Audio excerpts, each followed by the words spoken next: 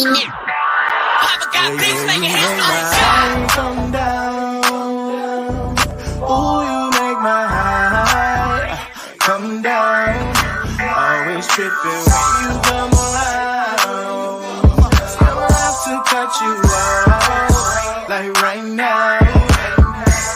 You see, I don't have to drive me. You can say that for your mama. Maybe you should smoke some. Me try the marijuana. I was never you good. The vibe was straight. Showed you a couple of things and they feel strange. I treated you right. Everything was a gift from a time to your bag and the color on your lip. Welcome to the Seahawks Man to Man podcast, powered by Blue Wire. Shout out to the new company. My name is Michael-Shawn and You guys know where to follow me on whatever Elon Musk is calling that app these days. My @ name has not changed. It's also right under my chin, @Mike Dugar, MikeDugar.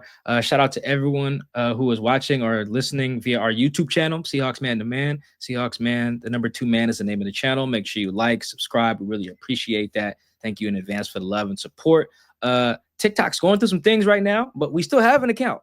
So you can still follow us on there, Seahawks Man to Man, on TikTok. I think Trump just extended the little prohibitive thing. So it's existing for another like 70 days, something like that. So we're on there. Instagram's not going nowhere. Fingers crossed, knock on wood. So Seahawks Man to Man, follow us on there as well. Appreciate the love and support. Chris, go ahead, talk to him. What is going on, everybody? It's your boy, Christopher Kidd. You can follow me on Blue Sky and Twitter, and that's at CKIDD206, and that's CKID206. All right, welcome back, folks. It's been a little bit, but Seahawks ain't done nothing. So, I'm relaxing, watching football, enjoying a little bit of the offseason.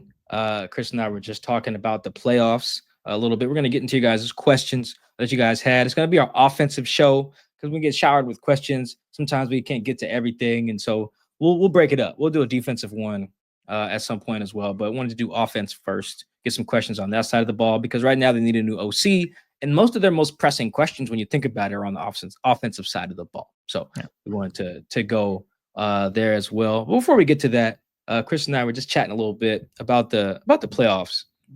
And Chris, it feels like the Seahawks aren't in the playoffs, obviously. That's why we at the crib. At least that's why I'm at the crib.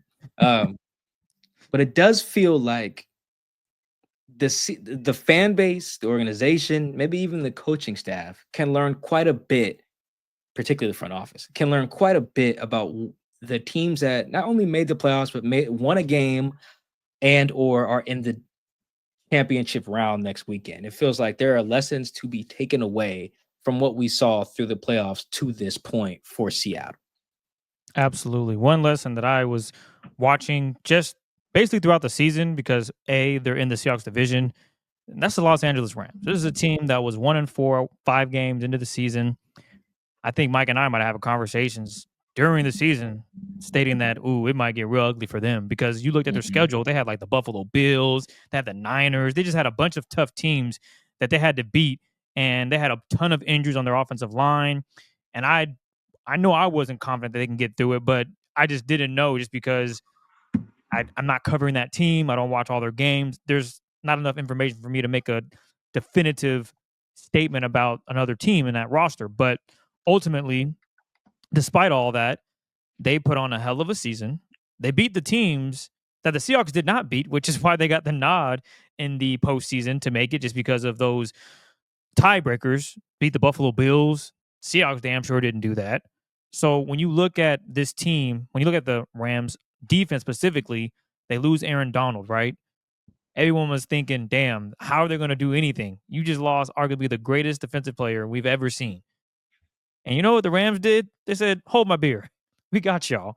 We're going to draft 2 guys. We're going to make it work. It might take a second for them to get accumulated, and the secondary might not be all that good. But one thing we're going to be really good at is getting after the quarterback. Pressure rate, sacks. And through the playoffs, if you guys have been watching the Rams, if I'm not mistaken, they led the league in sacks. They had, I think, 9 in their first game in the wild card. And then if I'm not mistaken, they had 7 against the Eagles on the road. This is a team that just did not stop harassing Jalen Hurts or whoever they face at the quarterback position. Now look at the Seahawks and John Schneider and what he struggled with. And Mike always talks about counter moves he has to make because he decided to trade away a Frank Clark. And you guys Seahawks fans are just now seeing it work out finally with Leonard Williams, who they traded for 2 seasons ago at this point, and you're just now getting the gratification. He's just now getting the success that you're looking for. 10-sack season. Haven't had that in how long, Mike? What's the magic number? When's the last time the Seahawks had a defensive player have 10 sacks or more? 2018, Frank had 13 and Jay Reed had 10 and a half. We're not the greatest dudes on math, but that's over 5 years. Also, I know that much. 5+ years. Yes, that is, yes. That's crazy. And then you look at Les Snead. He's like, yeah, don't worry about this, man. We got to figure it out. And Les Snead, if you those who don't know, he's the GM for the Los Angeles Rams. So I just was watching that and realizing, okay, they didn't get worse. They didn't stay the same. Did they get a little bit better on the D line? After losing someone like Aaron Donald? And you could argue yes, because beforehand, it was Aaron Donald. If you stop Aaron Donald, you have a chance. Now they got 4 different guys that can get after the quarterback and just make it hell. And they also do a pretty decent job in the run game. But when you go up against Saquon, I don't know how many teams can shut down Saquon. That's a tough one. But just watching how the Rams have built their roster, they paid the guys they needed to pay. That's one thing they did, right? I know the Seahawks aren't big on handing out money that much, but the Rams say, you know what, we're gonna make it work. And they had a really impressive run with that roster that they had. Despite my thought process 5 weeks in, I just thought it might get ugly for them boys, but they turned things around and found themselves playing for a chance to reach the NFC Championship game, and they just fell short. I mean, you take away Matt Stafford's fumble and that terrible throw out of bounds to Puka Nacua on that 4th and 9, I believe. You're talking about this team potentially winning 29-28 on the road. So just an impressive performance by that team. And I think if you're a Seahawks fan, you got to wonder, like, damn, how are they able to do this? Like, imagine if the Seahawks started 1-4. I know they have a new head coach, new secondary, all that. There's a bunch of new things going on. I'll tell you this, they started 1-4, curtains. As Mike would say, it's time to start firing folks. I just don't think it would have been as sweet as it finished for the Los Angeles Rams. So that was one thing that stood out to me while watching all the playoff games so far. Yeah, and the guys you mentioned, Jared Verse, Braden Fisk, Kobe Turner, Byron Young, those are the guys, like they're big 4 kind of with their front. Only one first-round pick in there. And that's Jared. I forget where Byron and the rest of those guys were, but I think they were all day 2 or 3 after that. So, I mean, you see how they built it without needing a bunch of premium picks, you know. I actually think there's a lot that you can learn from, not you, but like the Seahawks can take away so far from what's going on. Like, I hope everyone's noticing that your quarterback salary is not like prohibitive from building the rest of the roster out. There's a lot of quarterbacks who had good teams around them, whether they won or lost. They're making a boatload of cash. You know, Jared Goff makes if you want to take Josh Allen and like Mahomes and whatever out of the equation, you shouldn't. But like if we like a Jared Goff making a bunch of money, roster is loaded. You know, bunch of injuries, but roster is loaded. Like you can build it. Jalen Hurts making a bunch of money, roster's loaded. Eagles probably have one held through the best roster in football. You know, and it's loaded. Their O-line is loaded. The D-line is loaded. Their secondary is good. They found an all-pro linebacker and Zach Bond off the street. Got Nakobe Dean, he's hurt right now, but a really good player. 2 receivers making over $25 million a year and a good tight end. And they paid a running back. Dog, that's the whole team is good. They don't have like an obvious, like super weak spot. You know, the weakest spot they have might be quarterback, you know, because Jalen just be taking sacks back there. Like, but I'm looking at the team building of it, just like you, Chris. And yeah, I feel like the playoffs are showing us a lot of lessons in team building that can be applicable to the Seahawks. I think the receiver situation in Philly is pertinent. Like, I know some people like we Seahawks can't pay Jackson when he's due, and then like pay DK a bunch of money. And it's like, well, look, Devontae makes a bunch of money, so does AJ, and the rest of the team is fine. And when you say the rest of his team is fine, all the teams that have good rosters, particularly ones that we consider like good in the trenches, their quarterbacks make a bunch of money. Mahomes makes a bunch of money. Josh makes a bunch of money. Jared makes a bunch of money. Jalen makes a bunch of money. Matt Stafford makes a bunch of money.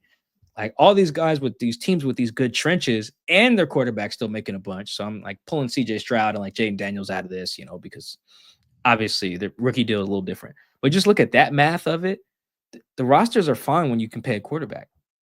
Your GM just has to be in his bag, you know, and you called it out. Les Snead was in his bag. Howie Roseman, the GM of the Eagles, is in his bag. You know, like it's very obvious how you get to where how you get to where these teams are. In the playoffs, I've seen two things. Two things have been true this whole time, but the playoffs really put it on display. If you protect the ball and you win in the trenches, you're probably going to win. It's like a little flow chart. It's like, did you win in the trenches? Yes. Okay. Did you protect the ball? Also, yes. Okay, you probably won the game. Now, like dominating in the trenches is a subjective measure other than protecting the ball is like obviously how you can measure that. But it just seems so very clear. You do those two things, you're probably going to win. Doesn't matter who your quarterback is for the most part. You do those two things.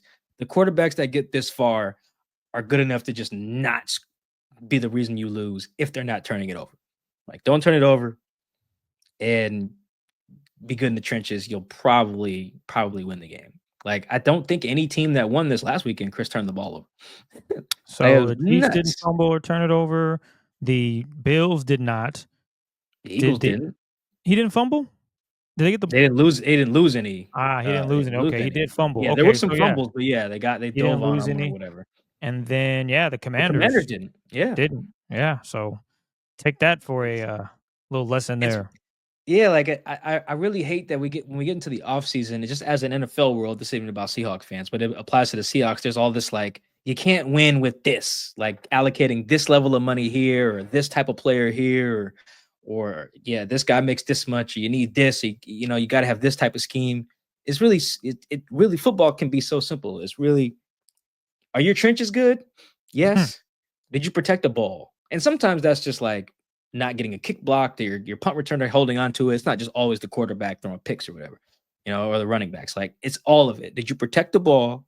Yes. Are you good up front on both sides? You probably got a chance. So, like, some of these teams legit, like the Bills kind of just didn't lose the game. Really. They're just like, let's just let the Ravens just mess up. Like that.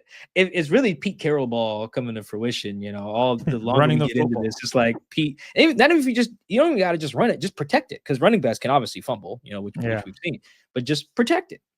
That's it. Protect the ball. Be good in the trenches, man. And that's the lesson for the Seahawks, particularly on offense. We talked a little about the Rams D line, but on offense, man, like if you got the trenches and you hold on to the ball, you're probably gonna win. Yeah. Like the Seahawks, I think that's got to be their mandate. I hope that that's the lesson so far that they're taking, is that if you do those two, if you got those two things, you can be okay. And you can see how just one or two leaky linemen will send you to Cancun. Like, that's it. It's all it takes. Your right tackle's a scrub. Your center's a scrub. Your right guard can't block Jalen Carter. You might be cooked. So yeah, I think there's a lot that they can take away. I've been, we don't got to dive into every game or everything, but I do think there's so much. I watch this game sometimes with a Seahawks lens, and that's really, the playoffs are just bearing that out so much. And Chris, the other one last thing before we get into the questions, the interesting one, that's like a fun little what if for the Seahawks, is when watching the Eagles, is in the 2023 draft, the Seahawks had 2 first-round picks. They had to pick 5 and pick 20. They picked Devin Witherspoon and Jackson Smith-Njigba. The Eagles in that same draft had the 9th pick in like pick 30 or something. They took Jalen Carter and Nolan Smith. Now that's looking like a very interesting little what if there, because like all 4 players are good. Like Nolan popped this year, Jackson popped this year, Jalen and Spoon were both good for the 2nd year in a row. So like you have 4 good players in question here, but it kind of gets to an interesting team building philosophy. Like, what would you rather have? The 2 7-on-7 guys or the 2 trench babies? With Nolan and Jalen is killing it. Jackson and Spoon were killing it this year. It's not. I don't think there's a wrong answer for what it's worth. Do you? Before we get to questions, which one would you rather have? The 2 trench guys or Jackson and Spoon? I always use the trenches as that sets up everything. The best example I can give that makes sense is something that we do every Saturday. It's flag football.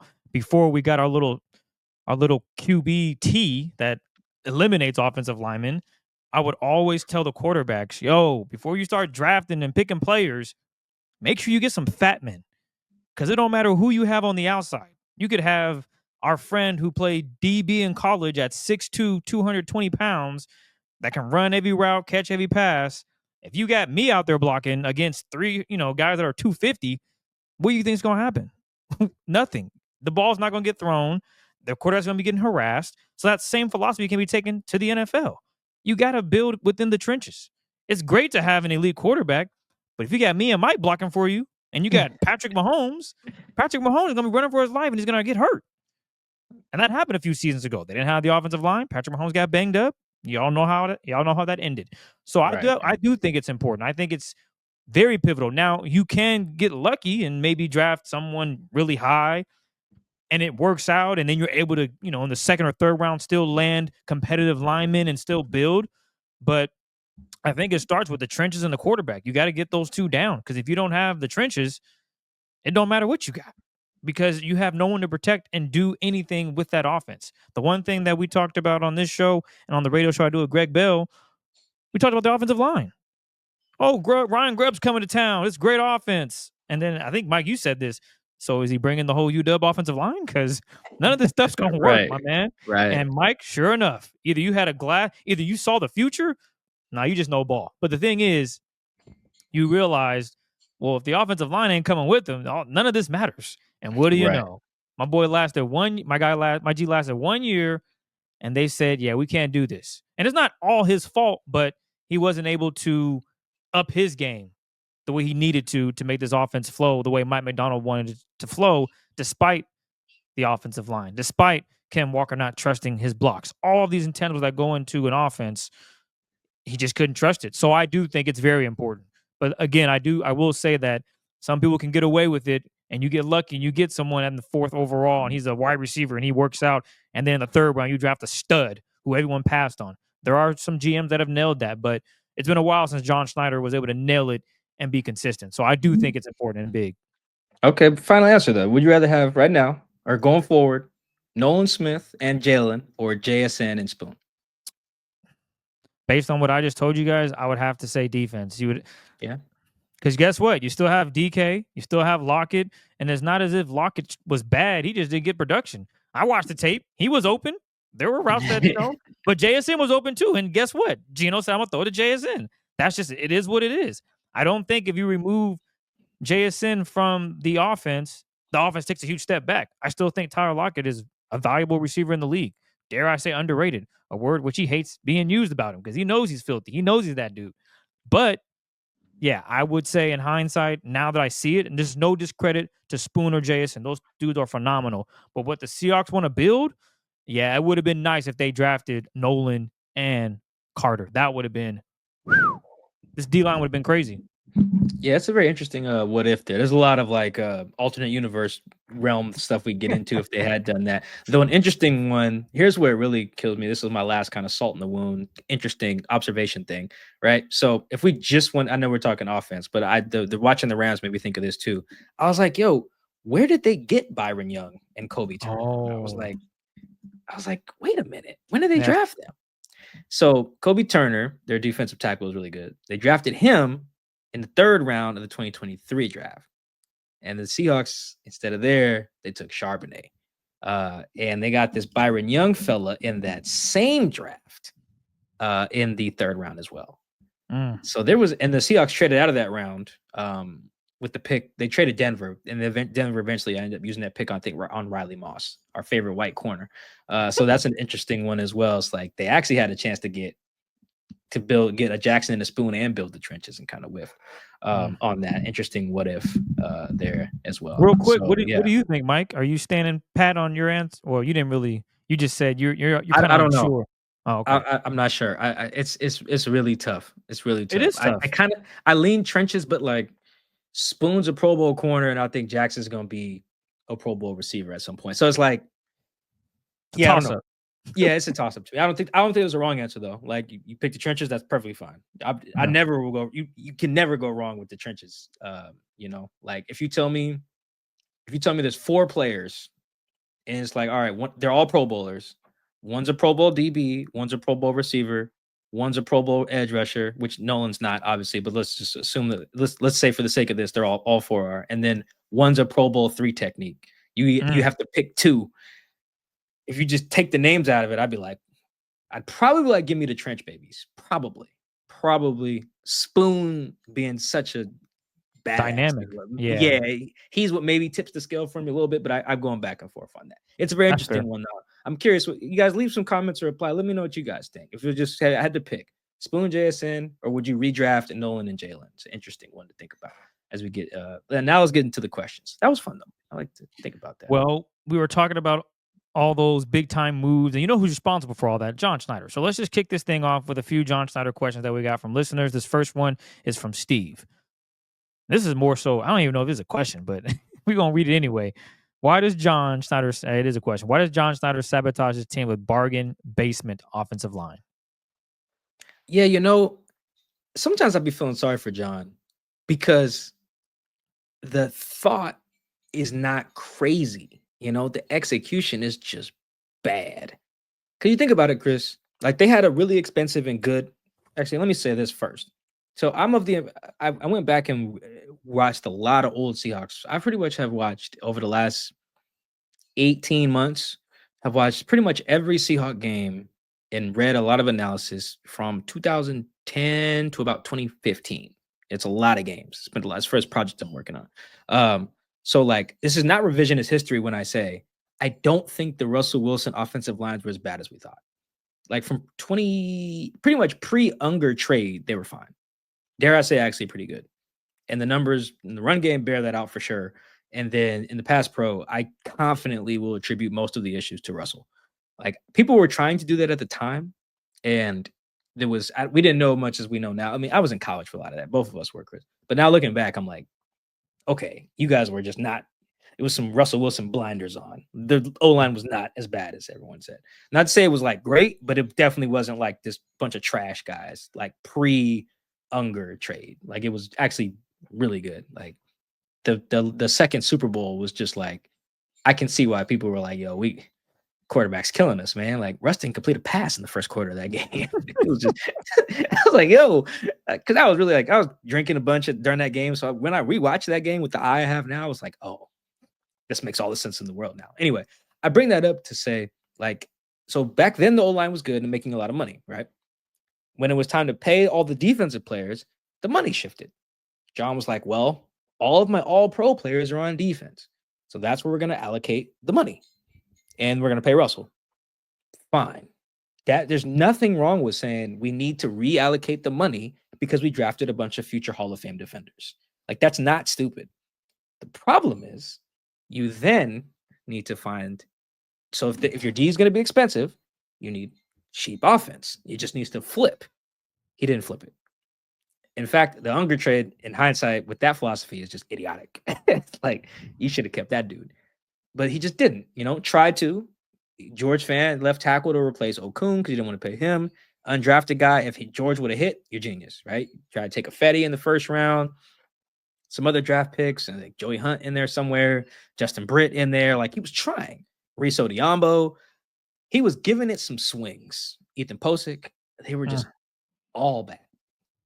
It really, Mark Lewinsky, who actually ended up being a good player, John's thought was not terrible. Like the idea of like, okay, we need to shift our books, pay the defensive guys, go cheaper on the offensive guys because that's where our good players are. There was nothing wrong with that.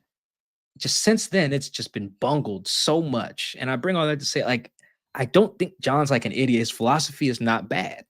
The idea of like, you know what? I'm not going to just be trading a bunch for guards. I'm not going to cash out $50 million on guards and centers. We can draft and develop these guys. Like in general, just like we were just talking about, Chris, the idea of quote, we can draft and develop these guys. It's perfectly fine. Perfectly fine. As an idea, as a theory, it's great. You just got to hit. And the hit rate is so goddamn low. It's been so bad. He legitimately has not found a center since then. Like that, he traded Unger the year I graduated college, I want to say. And they've already had my 10-year anniversary. Like, that's just really, really, really bad. Actually, I think this year marks 10 years since the Unger trade, actually. And it's just that the execution has been bad. So I really think, like, I can't say why does John just get bargain basement offensive lineman, but the idea of, like, that's where the money is, so do we have to go cheaper on the other side? Like, that's how you balance a roster. He has just made some bad Luke Jokels and DJ Fluker, Mike Iupati was actually okay. And actually Fluke was okay too. That line, that 2018 line, like he kind of was on to something there. That it was like Dwayne Brown, Sweezy, Fluker, Ayupati, Afeti, and I think the center at the time was like Justin Britt. I think that might have been the 2018/2019 team of O linemen. That was like okay-ish, actually. That was like kind of halfway decent when they were healthy. They were hurt in that Dallas playoff game, which is why they got smoked. But like, I really think John's execution, and it's not just him, he has a whole scouting department. All these guys they're just kind of screwed right now. They're just not locked in on the execution part. Because the idea I do think is fine. You can build an O line without a ton of premium picks. And then sometimes he's spending the high picks, Ethan was a second round, Delu was a third, I think. Riso Diambo a third, Justin Britt a second, Afeti a first, like he's trying. Paid Luke Jokel, that was bad. It was like, yeah, it's just the execution's not there. So I think his idea is not terrible, honestly. The execution has just been poor. And I think we have a question in there about the execution. I don't know when it's coming up, but we can get to that as well. This next one is from Eric at Tweets Are Dumb. If John Schneider once again does not invest a lot of money on the interior offensive line and next year's performance is similar to last season's, could that cost him his job? I guess it would. Yeah. If the O-line is the reason they don't advance far, like is among the reasons. That's another thing, Chris. I really feel like where the O-line is not the only reason the Seahawks didn't make the playoffs. I do think it was part of the reason for sure. It's not the only reason. I think it may not even be reason number one. But it is up there. So I don't want to just say, if you fix the O-line, everything is fixed. A lot of things will be fixed, but not everything. Like they had to rebuild their defense in the middle of the season too. Like they were starting with like Rayshon, Jerome Baker, and Tyrell Dotson, and like all of those guys finished the year on the bench. Trey Brown too. So it wasn't just that. So they had some other issues as well. The center plan was bad. So, but yes, I think so. That if the O-line is again bad, I just don't see how you can justify it. Like if you're not good in either trenches, to be honest, O-line or D-line, because the D-line really didn't show up in some key games as well. But if you don't have those again, then yeah, I think you gotta just punt John to the moon. Like that's just not what are you here for? And it's not even just to spend a bunch of money. And that's why I spent so much time just saying what I was saying. You don't have to really cash out. You just gotta ID the talent the right way. That really is it. Every O-line is not the most expensive. You know what? Who got the most expensive O-line right now? I should have looked this up.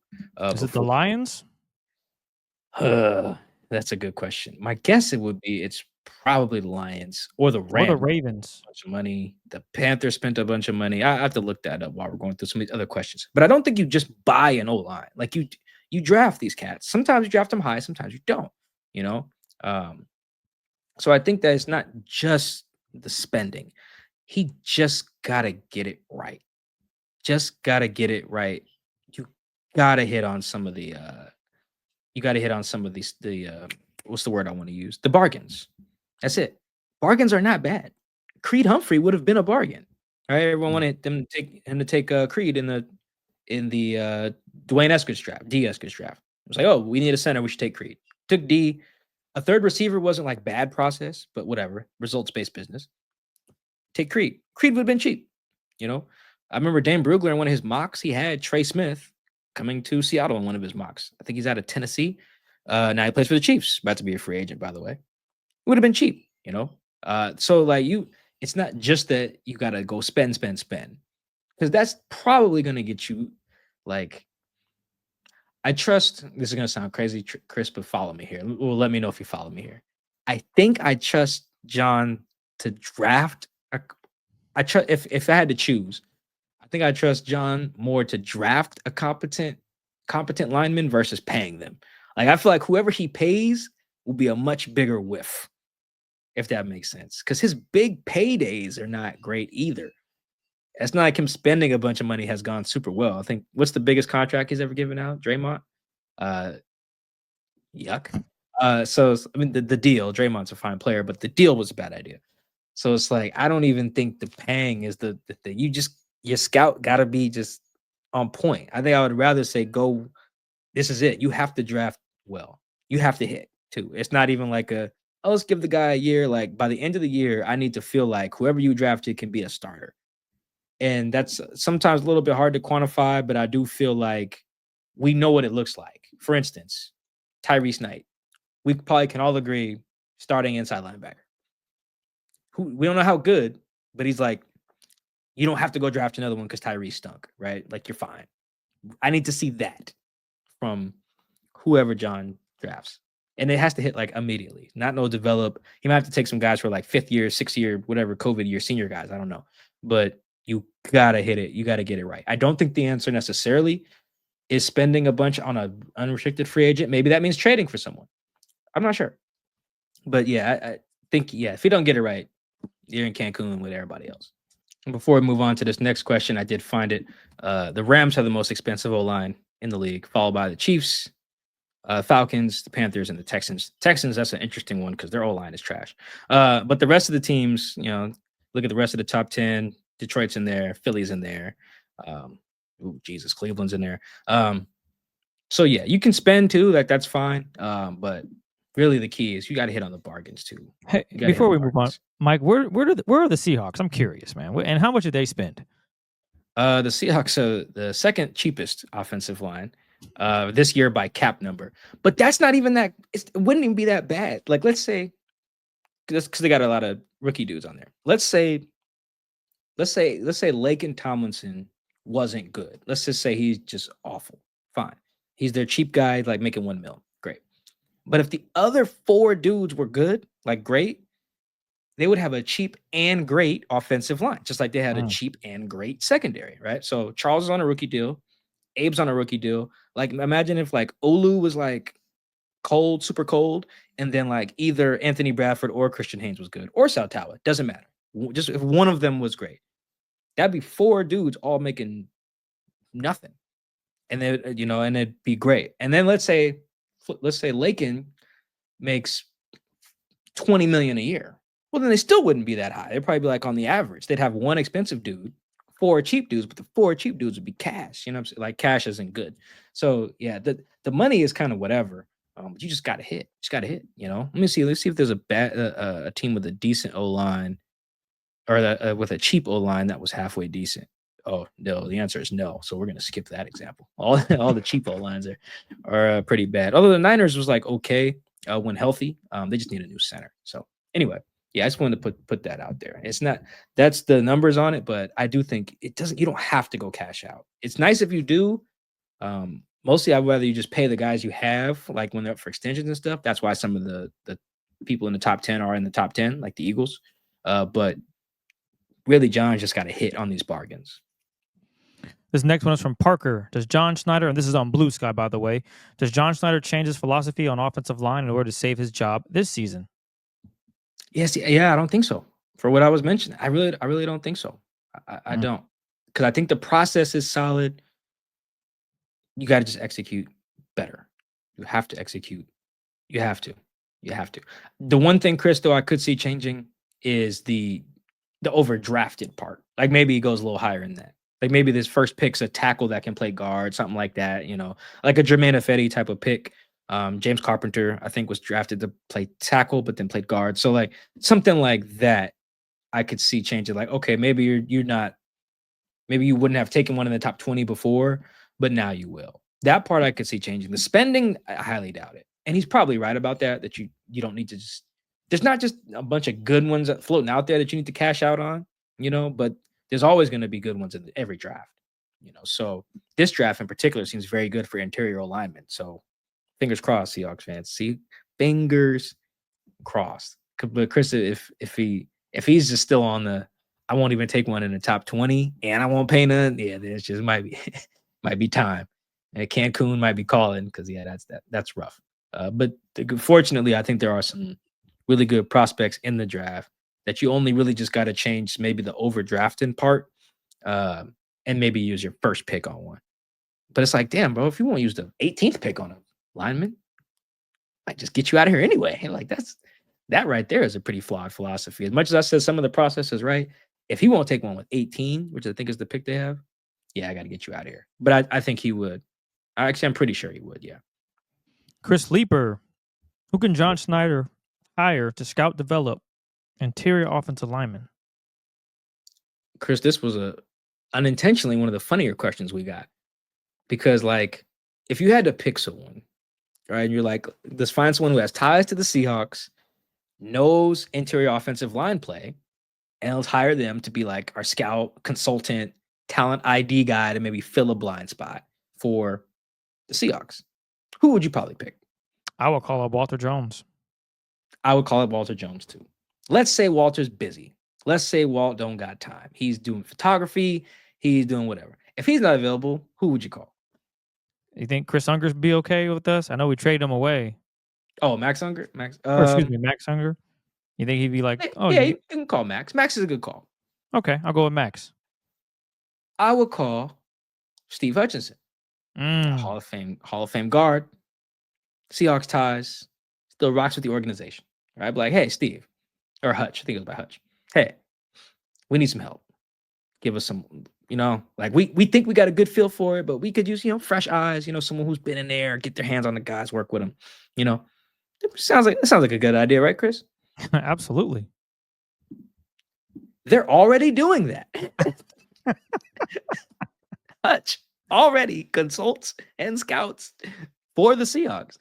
I think he might have been at the workout for Charles, I think. But I know he's just been involved with their picks. I think he was involved with the Haynes pick. Might have been involved with the Delu pick. So, like, they're already doing probably what would be the thing that we would all say do. Like, hey, go call Hutch, or go call Big Walt, or whoever else. Justin Britt, doesn't matter. They're already doing that, which is hilarious. That's why the question was funny. I was like, oh, it's a great question. Chris Leeper, shout out to ask a lot of questions on Blue Sky and Twitter, all that. We appreciate you. But yeah, no, it's a funny question. I was like, I'd probably just have Hutch do it. And he's already doing it, and it's still not working. It's kind of sad, but funny at the same time. I don't know who else to call, Chris. Like, there's like there's other people out there who like do O-line scouting for like Bleacher Report, Yahoo, some of these draft websites, stuff like that. Like Nate Tice, I think, has done some consulting for teams before. He's been a coach in the NFL before.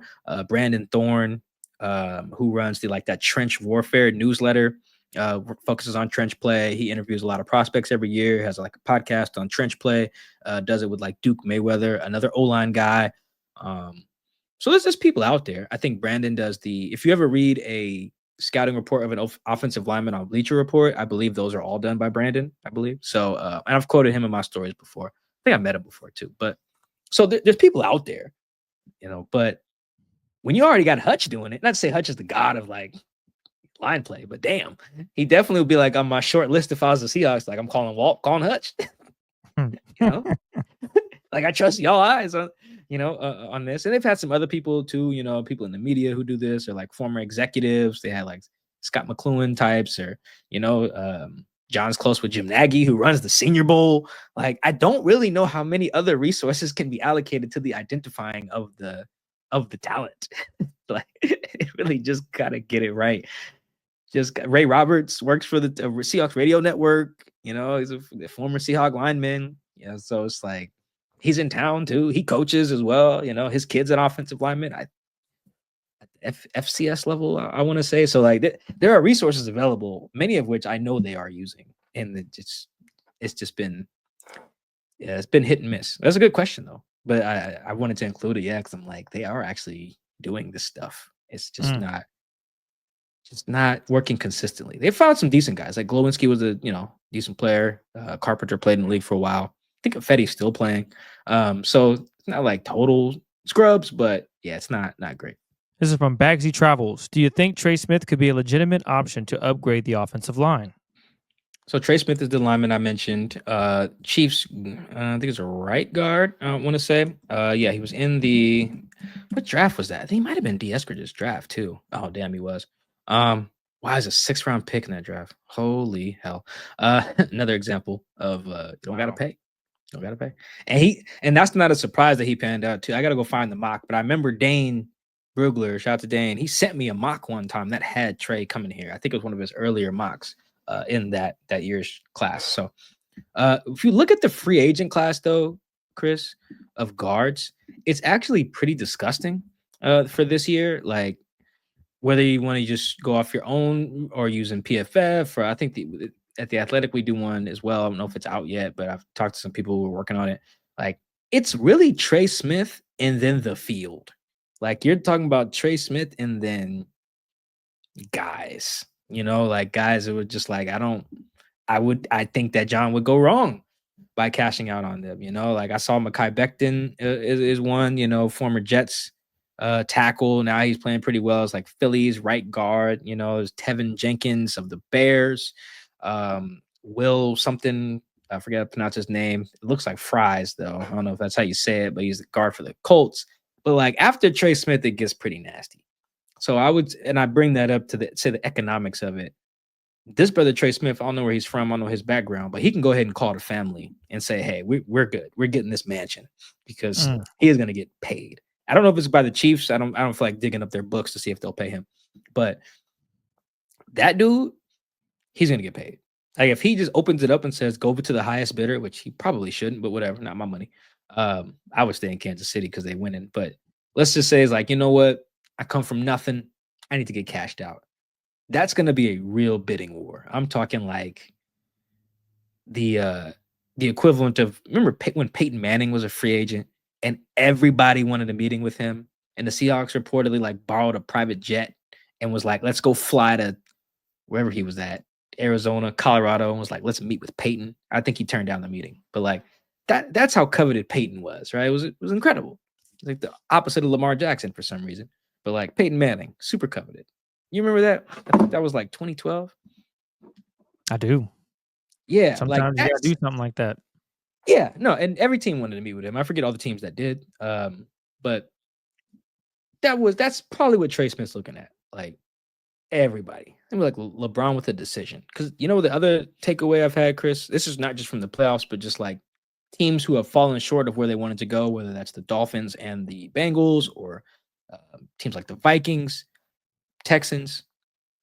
Damn near half the teams that aren't playing anymore need interior offensive linemen.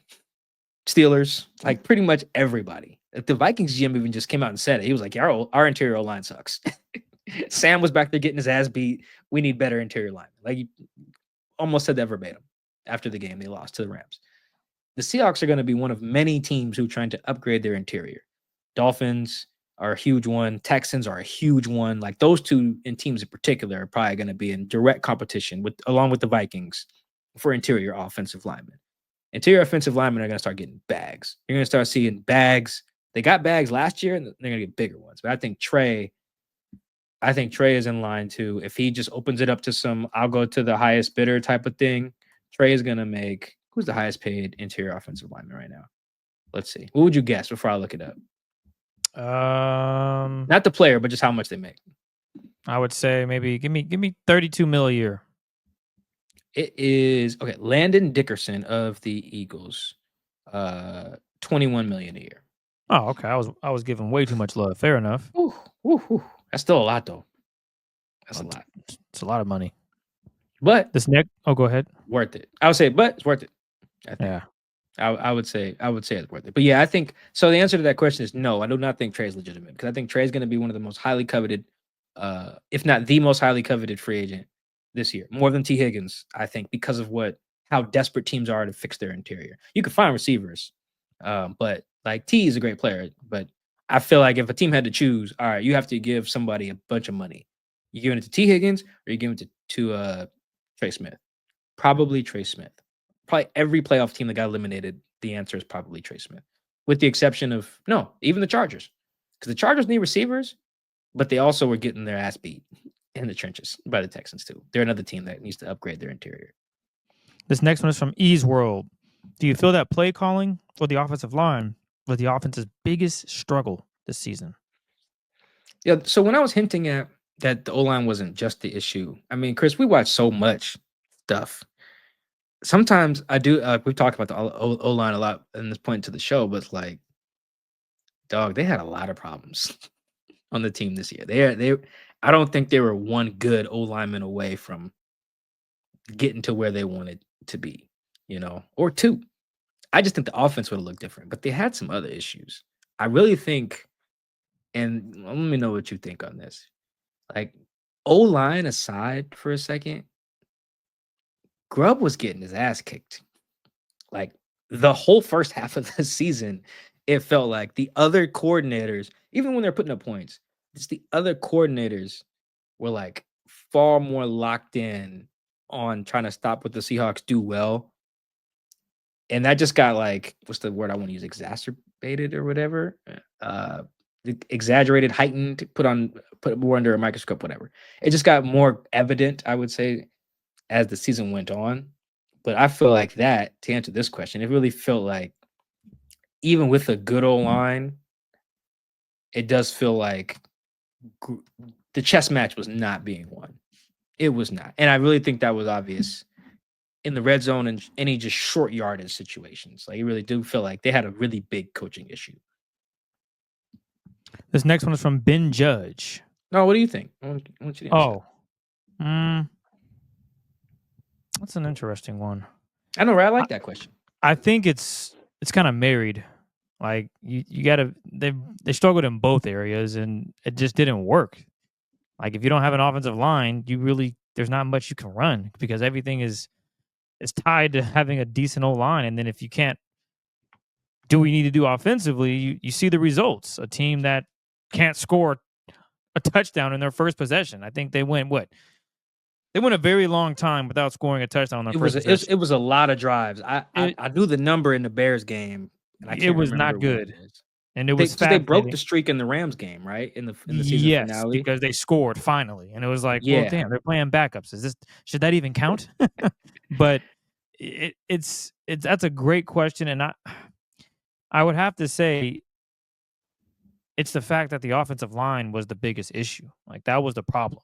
That was something that I didn't think would be the issue, but it was. And when you have that big of an issue, it just creates problems everywhere, everything. Because now you got, how are we going to run the football?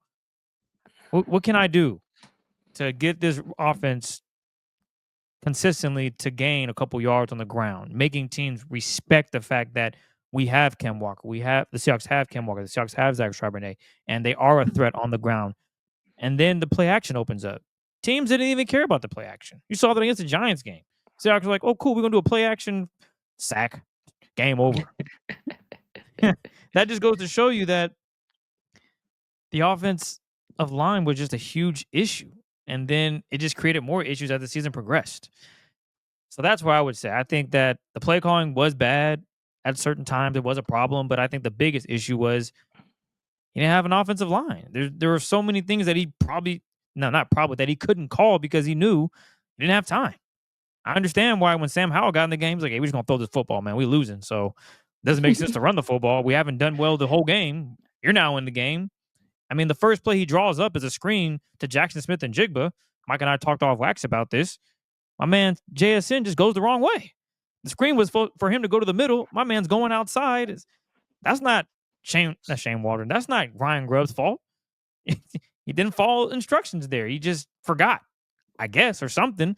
So it starts, though, with the offensive line just not being good enough. And it's unfortunate to say that, but all the stats and statistics, the eyes show you that there's no surprise here. The offensive line wasn't good. So that's where I stand with it. No, you're right. You're right. It's probably is more of a talent issue. So they were super sloppy too, though. Oh yeah, procedurally. That forget the false starts. Well, yeah, false starts too, but like that's huge, man. But also just like a ton of illegal shifts, snapping the ball late. Forget the bad snaps, just snapping it late. Like some of those bad snaps that Geno wasn't ready for because the clock was ticking down. Like procedurally, they were very bad as well, which is also hard to overcome. And I attribute more to coaching. But you're right, the talent is a big hangup. Ben Judge, 1991. Do you think Scott Huff will stay with the new OC? Yeah, I would be pretty surprised. I'd be pretty surprised by that. Not anything against Scott, just kind of what you see. And you guys will see this as these coaches fill out their, guys are starting to get hired now. I think Ben Johnson just got hired today. Aaron Glenn probably gets hired soon. Robert Saleh might get the Jags job. Like, you're going to see the OCs are probably these guys are going to want to bring some people with them. and someone they know they can trust, that they've been through the fire with, and you're going to see like an OC bringing a passing game coordinator with him, an OC bringing an O-line coach with him. And I don't think that's a knock on whoever the incumbent is in these places. It's just as simple as like if I get a job somewhere, like if I get hired to do a TV job somewhere, if I, they're like, hey, come to New York and do the sports show. All right, we're going to give you like a producer. We're going to give you this. We're going to find you a co-host. I'm going to stop them and be like, well, hold on. Chris, just come with me to New York. So let's do the show. Like, I'm going to just bring Chris with me, right? Because I know Chris. They gave me this new producer I don't know. He might be fine, but I'm just default to bringing Chris, right? It makes sense. So it's kind of how teams work. It's not guaranteed. Like the new guy could be like, oh, Scott's great. But I envision the fact that Scott's pretty inexperienced too at the NFL level. I would envision the new guy wanting his own dude if there's someone available. But yeah, I would be pretty surprised whether it's who's up for the thing. Thomas Brown. The candidates are kind of underwhelming, to be honest. But whoever it is, I would imagine them wanting to bring in their own guy. What has Seattle? Why? Actually, we answered that one. That's fair. You know what? Let's spin this and go to some players. So we'll start with a player that everyone I think loves, but some people want to trade this guy. So do you think it's possible to get DK more productive? Yes. Yeah. No, it's so, man.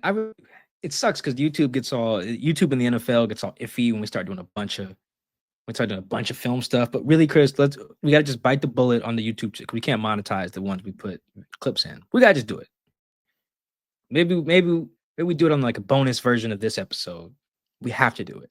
We just have to show some ways to get DK the ball because some plays it's just so obvious. Like there's like the issue is like not DK. The issue is like, why are you calling this for this person in this situation instead of throwing the ball to 14? DK had 2 catches and 0 touchdowns this season on 7 red zone targets. 7.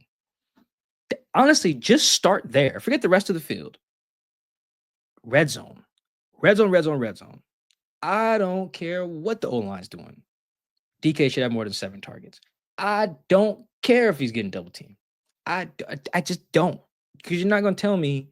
Because DK, honestly, in terms of the red zone, he's not getting that much of different treatment than CD, Justin Jefferson, AJ Brown. Like, these guys, now, when you talk about the rest of the field, they're very different players, blah, blah, blah. Mike Evans. But, like, it's just inexcusable to have him be taken out of the game by the defense in that way. I don't care what the circumstances are. 7 red zone targets and how many games he played? 15? 2 catches. Now, one of them, he should have got his foot down against the Niners. So let's say he should have 3 because that's not the OC's fault. Let's call it 3, which also would have been 1 touchdown if he had that. Still, that's 3 catches and what should have been a touchdown if he gets his foot down. That is nuts. You can honestly just start there. If they kept everything else the same from in between the 20s, perfectly fine. Well, not perfectly fine. That's stupid too, but can't change everything, right? You gotta pick something. If we were just to say, hey, man, how can you get DK more involved? The obvious answer is the red zone. Obvious. And Chris and I, in terms of local media, are probably the biggest nitpickers of DK's game there is. Because the official Seahawks man-to-man stance is, it is just wild how often, I don't know how much he does it anymore, but there used to be these slow-mos of him in these crop shirts with the 6-pack showing, doing these one-handed grabs pregame, get to the game, and there'd just be none of that. It just, that just was not, I ain't like that, but he can go up and get the ball. Like, he's not incapable of doing it. Throw it up there. Let him give it a shot. And it don't have to be jump balls for everything, too. If you guys watch a Bucks game, Mike Evans is not catching 5 jump balls in the red zone every game. They find ways to get him to rock. Double, whatever, rub plays, whatever. Figure it out. I really think, Chris, it might just be that simple. If you keep everything in the 20s the same, if you just was like, we need to have an entire DK red zone package with like 50 plays on it entering the season, maybe even 100. That's what it needs to be. I can guarantee you he'd be more productive. Because when I looked up those numbers for that story at the end of the year, I had to tell my editor that because he sent it back to me. He was like, yo, this stat is crazy. And I was like, you're damn right it is. I triple checked it too. And then I went back, Chris, and I actually looked at each play too. I looked at all Geno's red zone dropbacks. I was like, oh, this is terrible. Like, that's probably what Mike McDonald looked at before he fired Grubb. Like, just that right there. If he was like, I can give you a pass in O-line, if he'd have just looked at all of Ken Walker's runs and all of DK and all of Geno's red zone dropbacks, he would have been like, yeah, you're out of here. Because that's just crazy. That's unless DK was just running the wrong route every play, that was just absolutely nuts. I just couldn't believe what I was watching, man. This next one is from Chihuahua Loco. It felt like the Seahawks had problems generating any yards after catch. If so, why are they having problems? Is it scheme, blocking, personnel, etc.? Good question. I have some numbers. As you guys know, I love numbers. For this one, the Seahawks actually ranked 15th in yards after the catch per reception, and then were 7th in total yards after the catch. So they didn't have a huge issue. Why it probably feels that way is because damn near all the yards after catch were Jackson. Like, Jackson was one of the best yards after catch players in the league this year. Statistically, it's like him, Jamar Chase, some running backs. So that's probably why it feels like no one else was generating yak, because it was largely Jackson. That part is true. My kind of general view on yak is generally just it's a scheme thing, because I think you can pretty much scheme up guys to you're not getting a bunch of scrubs in the NFL, right? They can't run. Everyone in the NFL is fast. Everyone's strong. Everyone's big. Like, even if your skill players aren't great, like, you can make it happen if your scheme is good. So I think that's something they got to fix. It pains me to say, this will be much to the pleasure of Chris here, probably the best way to do that is to have a very diverse and dynamic screen game. They do not have that. They had one screen that worked. And by week 15, it didn't work anymore. They have to fix that. The good thing about that screen concept is that they were able to put different wrinkles in there to run it for everybody. I think off the top of my head, see if we can get all these, Chris. We're not going to fact check, but I think they at some point ran that little middle field tunnel screen for Jackson, Noah, DK, Ken, and Zach. Was that Off 5 top, people? that sounds right. Yeah, I don't think they ever ran it for Tyler. I don't know. They ran some screens for Tyler, but not that screen. So that's at least. So if we have that right, let's just go with that. Those 5. Let's see, those 5. They ran it for 5 guys across 3 different position groups, which is pretty diverse for a screen setup. But you need more, clearly, as we learned. So yes, I can see where the question comes from. Chris, do you have this issue? Quick tangent.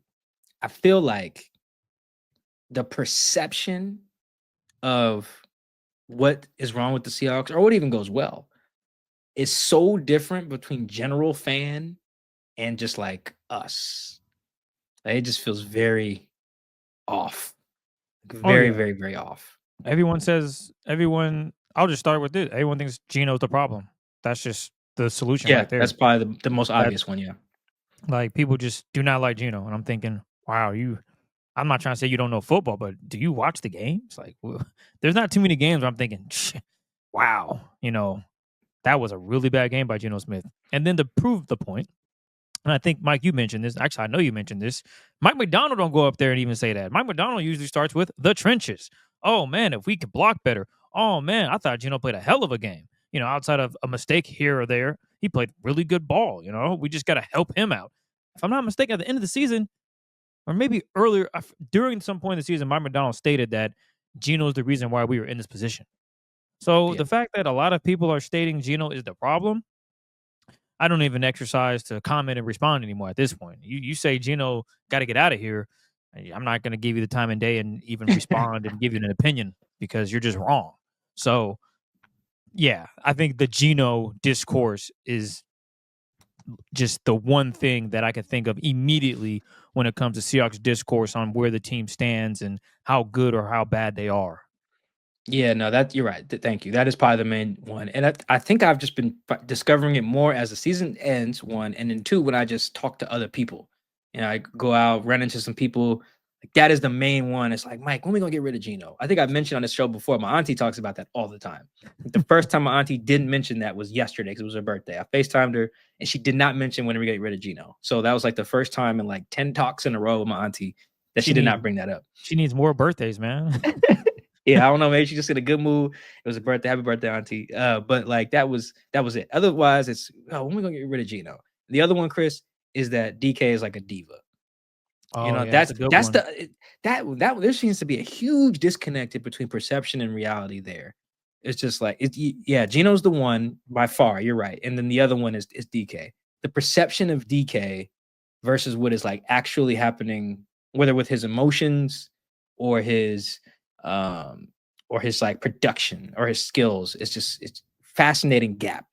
Particularly the emotional one. Like if you didn't know any better, like if you just ran into a Seahawk fan, like you were just visiting here from Ohio, you got in your Uber and your Uber driver is a Seahawk fan. You asked your Uber driver about DK Metcalf. That Uber driver 9 times out of 10 is probably going to say DK is like a crybaby who can't catch. And it's just like, man, am I watching the same game as everybody else? It's just so like even last year with this past season with like the penalties and stuff like that. Let just the general Seahawk fan tell it DK had like 10 of them joints and got ejected from like 3 games. Yeah. Yeah, like 3 penalties, I think, this year. One of them for unsportsmanlike activity or something, maybe 2. And it's just kind of like, I know in the past it's been way worse, but like, yeah, this year really it feels like the gap has been crazy. I feel like I don't know why that is. Maybe that's just because the broadcasters are not giving good info on the TV part, or just people are just watching in bars or in watch parties and everybody just drinking and kicking it and like not a real discourse going on. I don't know. But yeah, it's weird. You're right. Geno's number 1. I think DK is a very close second as to like what people think is the case versus what is actually the case. It's crazy. It's very, I think it's crazy. because the Seahawks fan base has never had a superstar like DK, like someone that draws that much attention and is that talented. You look at past receivers, they were good, but they weren't in that class where they could be a diva, if that makes sense. Like you would never think of Doug Baldwin as a diva. Hell, he had to fight for his right to be more than pedestrian. So like that would never be something where DK, like you look at him, you think like, oh, he's like the number 1 dude in the league. So you would almost attach diva just because he's that talented and that good, if that makes sense. So I think maybe the word spoiled isn't it, but considering the fact that if you look in the years past at the receivers, it wasn't like the Seahawks had one of the best receivers in the game on their roster. Yeah, no, you're right. That's probably part of it. That's probably part of it. It's just never had this type of guy. Yeah, But so also I think, but you're right, but also like Doug wanted the ball. He let it known he wanted the ball. But It see, was yeah, on camera when he wanted the ball. but those dudes weren't. You didn't think like, oh, Doug's one of the best receivers in the game. Like only diehard Seahawks fans would say that. Like we know Doug is really good, but you know there was like 5 other receivers you could name, maybe 10 at that time, and then you get to Doug. Hell, Larry Fitzgerald. It's more so just the perception that like DK has like an attitude problem. That is the one. That is the one that's like trips me out. I don't think DK is any more like volatile than some of the other dudes on the team.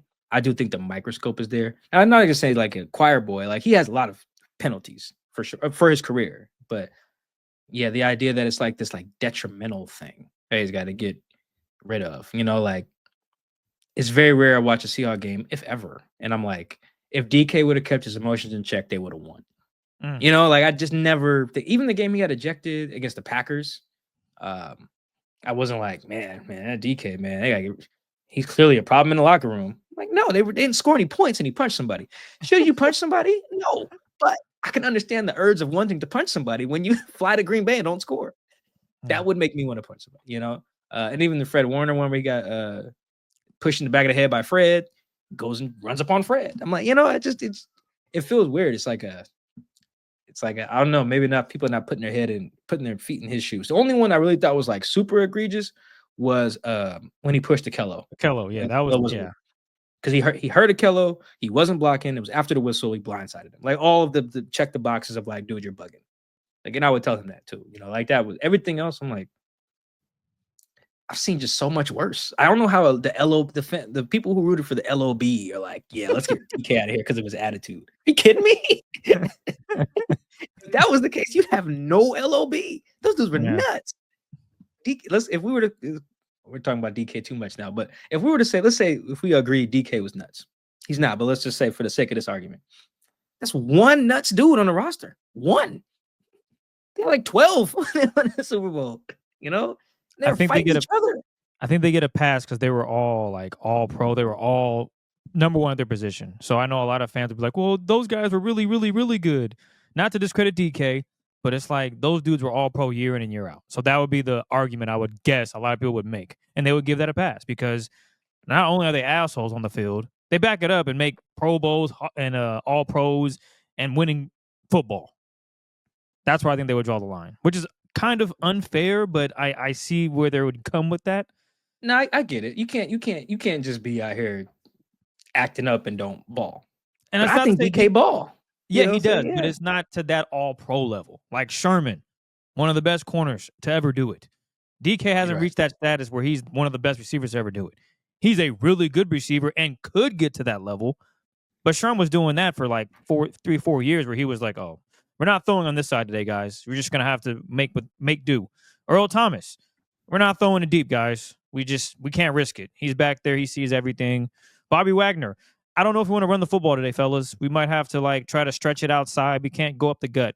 I think those but Bobby wasn't even that type of demonstrative player. Yeah, but I guess Bobby, yeah. I guess like Mike B. Who else? Yeah, I mean Percy. I mean Doug. Like they had him for sure. I don't know. I guess they wanted Sherm out of here too after a while. So it happens. But yeah, it's weird. The perception is just so off. You know, it's like there's some truth to it, but it's so off. Even with Geno, it's like, yeah, can Geno get better? Yeah. Do I watch a Seahawks game and be like, yep, 7 ain't it? Very rarely. Maybe like twice in the last like 3 years. This next one is from Jess Whitney, aka C MILF. Question mark. Do you think they move forward with Geno as the starting quarterback for this 2025 campaign? Yeah, I do. Because I think a lot of teams, this goes a little bit tied to what we were talking about with the offensive line. I think a lot of teams are going to try to go into the offseason looking for a new quarterback. And they're going to figure out, unless you give a bunch of money to Sam Darnold, you're probably better off with the guy you have, with the exception of who's not better off if they do. Let's say, give me a team. I can't even think about who needs quarterbacks. Saints. See, even the Saints is like, whatever Carr's cap hit is, would I rather just keep Derek Carr, or do I want Sam Darnold? Like that, like legitimately, I just keep Derek if that's the case. Now they're gonna have a whole new coaching staff, so whatever. But yeah, do I want Derek or would I rather have Sam? It's really a toss up. Maybe Sam. I don't know. I guess like that's not even an obvious one. I guess the Raiders would be the obvious one. Like the Raiders, they have like the 6th pick. So if they don't like Shador or Cam, even if they did like those two, they can't get them. And then if they don't like Milroe, Quinn Ewers, Carson Beck transferred. So whoever else these other guys are, Will Howard, looks like Ohio State's kicking the snot out of Notre Dame. So like, I don't know. But maybe the Raiders, who else needs a Q that's not in the position to get one? I guess maybe a Stafford retires. The Jets? Jets have like pick 8 or 9. Yeah, if they don't want to, they should almost certainly move on from Rodgers.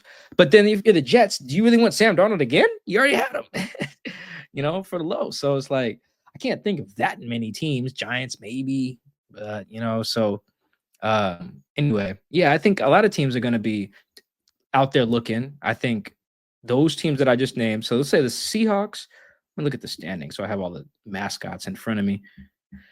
So let's see, Jets, Steelers, Browns, or the Browns are the 2nd pick. So let's take them out. Steelers, Jets, and Raiders, Seahawks, Cardinals. If the Cardinals don't want Kyler, maybe they move on, I guess. Saints. Like, it's not a lot of teams that are just like all these teams I feel like are going to get out in the market, look who's available for trade, look who's going to be a free agent and be like, dog, I'm not giving $20 million to Jameis. We're just going to run it back with who we got, like So yeah, I think the Seahawks are going to be in that boat. They'll probably take some calls. They'll probably look around, go to some pro days, go to the Senior Bowl, and they're going to go look around and be like, "Damn, Geno ain't that bad, huh?" That would be my guess. Like I don't envision a world where like, yeah, let's go get insert guy. If they're like, oh, let's just draft someone, you can do that and keep Geno. Keep Geno. Draft, I don't know, Will Howard, Jackson Dart, Jalen Milroe. I don't know. I don't like any of these guys, but you should draft somebody. Dylan Gabriel. I don't care.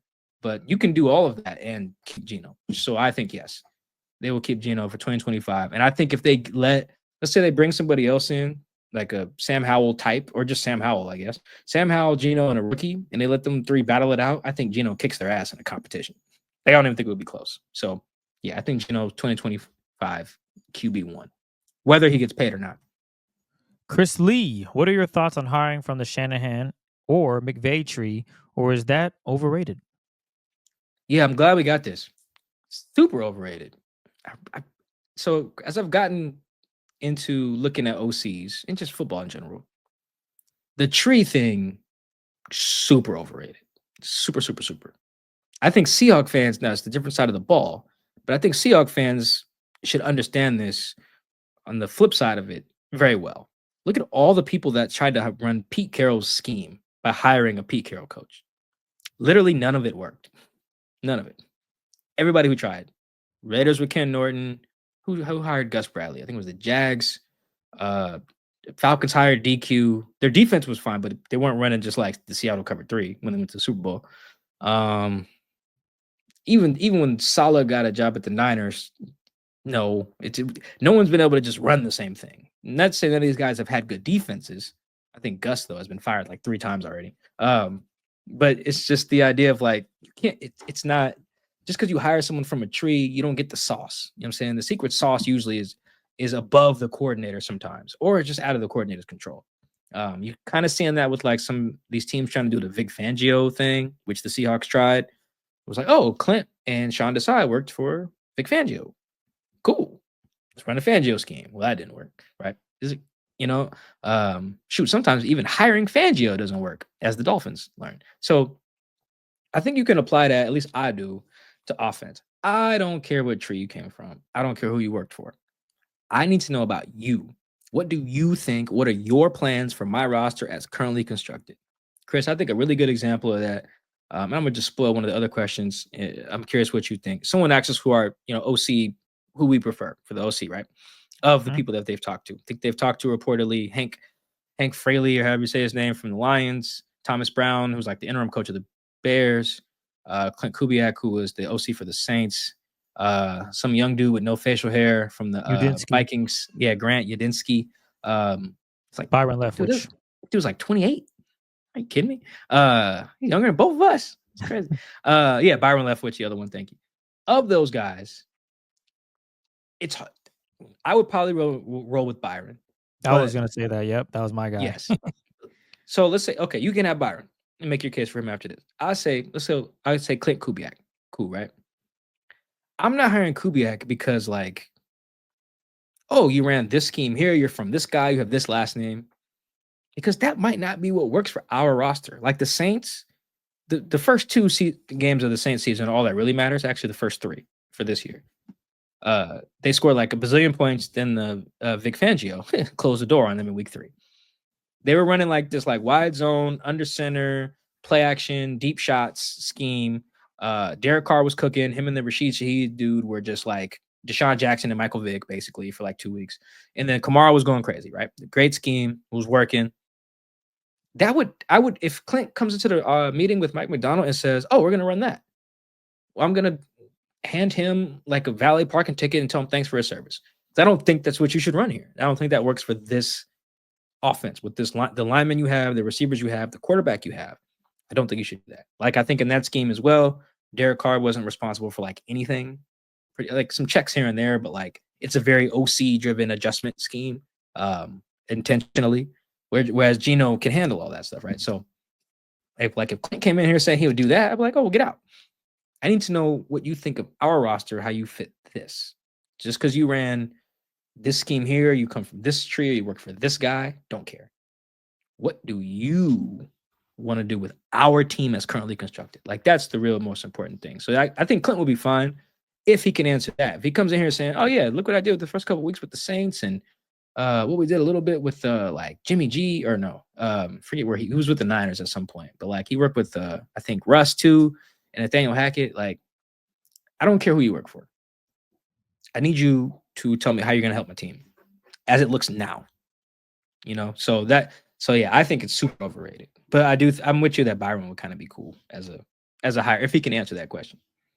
Yeah, I think Byron would be a good fit just because he's been at the highest level. He's got the coach, one of the best in the game, and he hasn't had the weapons. Like passing wise, I know he took that passing offense to another level. He had the weapons for that. I think he can do that with the Seahawks, but I think he had what, Ronald Jones, if I'm not mistaken, Leonard Fournette, and those dudes I don't think ever rushed for 1,000 yards. Is that the Super Bowl year? Yes, in 2020 when they won. Yeah, I'll look that up. Yeah. So I don't think they rushed for 1,000. If they can figure out the offensive line situation, and Byron has Ken Walker and Zach Charbonnet, I know Ken can get 1,000 yards if healthy, and then Zach Charbonnet would be a nice backup power punch that could help that offense. So I look at the potential, assuming everything works out, they get the offensive line figured out, and I definitely see him being fine with the passing game because, again, he did that with what he did with Tom Brady, Chris Godwin, and Mike Evans. No surprise. I think that's great. But I think he can do that same thing, if not even better, with DK, JSN, and Geno. That's kind of how I look at it. Elevate the passing game and still develop, and if not, be even better. Actually, not develop, be even better in the run game and have some effectiveness with Ken Walker and Zach Charbonnet. I think that Super Bowl year they also had AB and Gronk too. Oh yeah, that was cheap. They went out and got AB. They had some cold white boy too. Scotty something. Oh Scotty yeah, Miller maybe. Yeah. Scotty Miller. Yeah. He got a couple of deep passes and yeah. I think he was frying in the NFC Championship game that year. Yes. Fournette ran for 978. Okay, damn near 1,000, but okay. 978 and 7 touchdowns. Oh no, sorry. Ronald Jones did that, not Fournette. I'm sorry. Ronald Jones. Okay. Ronald Jones did. Sorry. Fair enough. So yeah, Byron Leftwich is the next year. Fournette had 812 and 8 touchdowns that year, and Ronald Jones had 400 for 4 touchdowns. Yeah, so I definitely think with the Seahawks, he would have Ken Walker 1,000 yards easily, assuming they fix some issues in the trenches. Damn, they had Le'Veon Bell too. Forgot about that. Oh well, that was his last stint, I think. Yeah, I think that might have been the end. But yeah, I think Byron would be cool too. Honestly, Seahawks, you're listening this deep into the show. Me and Chris will do it for sure. We will do it. We'd be the Chris first duo ever packaged. You want the pass game or you want the run game? What you want? Oh, you know me, man. Set me up with some passes. I'll draw some ish up. Cool. I will have us running that pill. Let me tell you. I'll have us running that pill. We ain't never gonna come out of no game apologize to Ken that we ain't getting the ball enough. You guys know I promise. You guys know I'm big on screen game. Boy, I'm gonna run a lot of fake screens. I'm gonna have them DBs jumping up. We gonna make some stuff work. You gonna want to press these dudes? Cool. I got something for that. Because we got a little speed outside with, I don't know, his name is DK. Imagine we're faking a tunnel screen to JSN that works well, only to bomb it to DK. Sign me up. This is from Slim at Ziggy Not Nice. Bold predictions for our offseason. So anything bold, Mike, what you got, man? Maybe a player that doesn't re-sign with the Seahawks. Maybe so what? Ken Walker's deal is up. Maybe they say, you know what? We'll let the guy walk. So what you got, Mike, for a bold prediction? I don't know how bold this is, but I do think that someone from the 2022 class will be traded. I guess that'll be my bold prediction there. So that our candidates there off the top of my head would be, I mean, this wouldn't be bold, but like Derek, Kobe, Reek, Ken, Boye, Charles, Abe. I think that's that whole class. And Tyreek Smith, but he's not on the team anymore. Actually, sorry, he is, but he's on like the 90-man, whatever. And then Bo Melton's not on the team. So yeah, I think that'd be my bold joint. I don't know who. I don't want to. That's as far as I'm going on a bold prediction, but that would be my guess. Because quietly, Chris, they should do something with that class. Like, if you really want those guys, lock them up now. You know, if you want them, you don't have to, but you should. So yeah, that'll be my bold prediction. Someone from that draft class gets traded before the draft. They wouldn't trade Woolen, would they? I don't think so. So here's the other thing. I know this is an offensive one, but that I went on since you asked about Reek. You know what I'm curious about, Chris, is I'm really not sure how Mike Macdonald and John sees some of the guys. Like for a while there, I could tell which dudes Pete and John weren't on the same page on. Like just knowing them both, talking to them both over the years, it was just very clear, right? Like they both, for instance, had just very different views of Geno. For instance, like I think if it was up to John in 2022, Drew just would have started. I think Drew just would have been QB1, which is why they didn't sign Geno for like a month after that, after trading Russ. And then every time John would get asked about Geno, he would always bring up that Drew got COVID right before the Bears game in the preseason. It's like, bro, we're in week 13. Why you keep bringing that up? You really wanted to see Drew, huh? So I don't know how they see these guys. And I think Reek is an interesting one in that regard. Geno is too. But since you asked about Reek, I know that Mike Macdonald thinks Reek can cover his ass off. You know why he thinks that? Because he can. Like, Reek can really, really cover. Like when the best version of Reek is the whatever the top tier of corners is, like Derek Sting Jr. and like Patrick Surtain, if that's like 1A, 1B, right? Those were the all pros.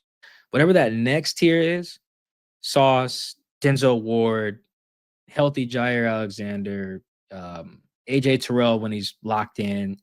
I'm probably missing some guys, but like whatever that tier of dude is, Reek's right there when he's locked in. Darius Slay when he's locked in. Like, he's there. He just don't be locked in. And it's like, if you're John, how much do you care about that? Because, you know, the GM view is usually like, ooh, let's get some, you know, like, you spend all this time scouting. You're like, oh, let's get these young guys in here. Let's play them. Let's play these young guys. But if coaches usually tend to like guys they know they can count on, like, oh, I know this guy. He's proven. That's why coaches like veterans, GMs tend to like young guys, yada, yada, yada. But so Reek's an interesting one. I would love to watch those two guys discuss Reek as it pertains to like whether they would lock him up or punt on him. You know, because you could probably, in terms of assets, he's the most valuable one other than like Charles Cross. You would get a lot, I think, for Reek. Reek's mid early 20s, premium position, and unreal measurables, multiple years of experience at the position, Pro Bowl guy when he's at his best. Yeah, someone probably give you the same deal like a first round pick type package probably for him, I think. So would John love that and say, hey, let's use that on the trenches? If you can get starting caliber play out of Spoon and the Josh Jobe, grab me another one of them guys, you know. So that'd be an interesting one. So I don't know. I don't know who it'll be, but that's my bold prediction. This last one comes from Ryan Turner at Turns 44. How many new starters on offense next year over under version? The number is 4.5 over under, and JSN in that entire 2023 offensive class, you can't include them. So that takes out JSN, Anthony Bradford, Olu. Yeah, that's fine. And Kenny. Yeah, I guess we wouldn't include Zach anyway. Oh yeah, Zach Charbonnet as well. So yes, thank you. So yeah, I think let's go through this.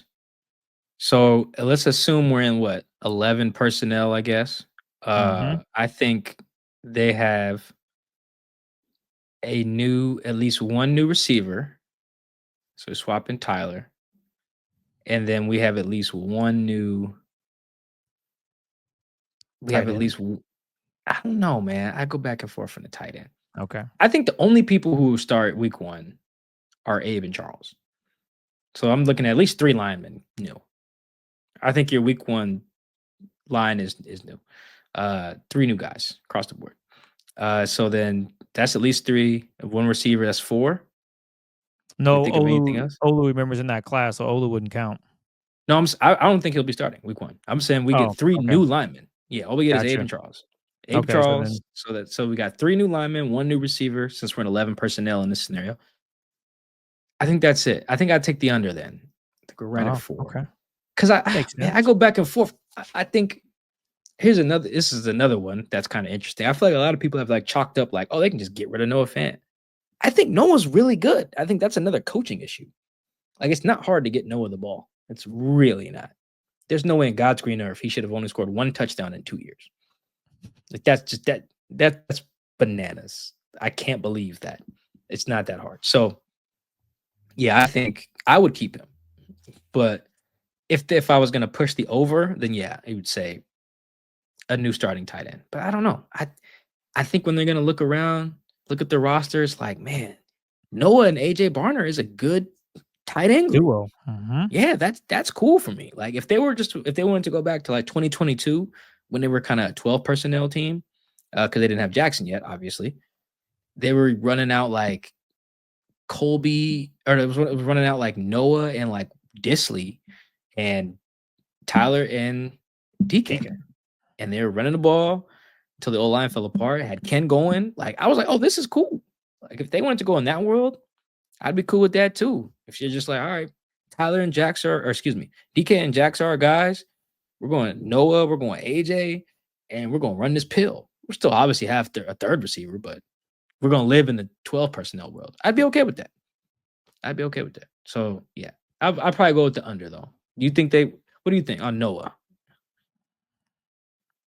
All I keep thinking about is ROI, return of investment.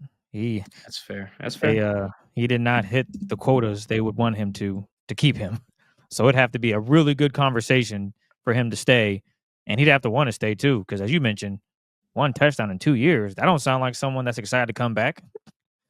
Another Yeah. OC too. That's another problem. Like he's been through what, the same amount of OCs as Geno has. That doesn't sound fun. Yeah, see, so it's funny you mentioned. I told him I'm not gonna say what he said back, but I definitely told him and Tyler. I was like, yo, if no one else appreciates you, I see you, man. Because they was not getting the ball, like you said. They open, and they didn't complain about it, to my knowledge. Privately, they just did their job, trusted the process, tried to be good team players, blocked. Boy, I'd be in there complaining every week, man. Like, yo, I'm nice. Give me the ball. It's just crazy. Yeah, the ROI is important though. Return on investment. Noah has a $13.4 million cap hit. You save 8.9 million if you release or trade him.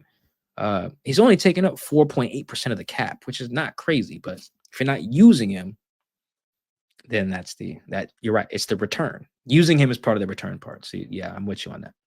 Yeah, that's a tough one, but we'll see what they'll do. They have a lot of big decisions to make, starting with, getting Ernest Jones extended. Don't know how much longer they're going to wait on that, but nonetheless, we appreciate all the love and support for you guys tuning in, asking questions on Blue Sky and on Twitter. TikTok is still a work in progress. I'll just be honest. I deleted the app as soon as I found that it was banned. And then, a few hours later, they're like, gotcha. And I'm like, oh, let me just log back in. They were like, it's no longer available in your country. So I have zero access to it. So we do have someone on the inside that can still help us do it. I just got to send those clips to that person to get it done. But we will manage through this tough time. I promise you. That's what we'll do. Instagram is still popping, so we'll get back going. We got some stuff that I can clip from this show, but we appreciate all the love and support. Mike, is there anything you want to add before we shake? If Trump did nothing else good, he saved TikTok. So off to a good. Well, I mean, he's part of the reason it was getting banned. But anyway, he gave us another 75 days on TikTok. So we'll figure that out. But yeah, thank you guys for love and support. All the questions on Blue Sky, Twitter, everything. Make sure you like, subscribe on YouTube, Spotify, Apple, Blue Wire, everything. Hit all the like, subscribe, share buttons. It really means a lot to us. We're going to slow down the cadence in the off season, but as you can see, we're coming to you with stuff. We want to make it as interactive as possible. As well, we want to hear from you. We'll probably record when they hire a new OC as well. So whenever that happens, me and Chris will talk and we'll figure that out. Try and get some guests on who's covered guys, so me and Chris aren't just speculating based on Google searches. So until then, enjoy your week. Thank you for tuning in. We'll catch you next time. Peace.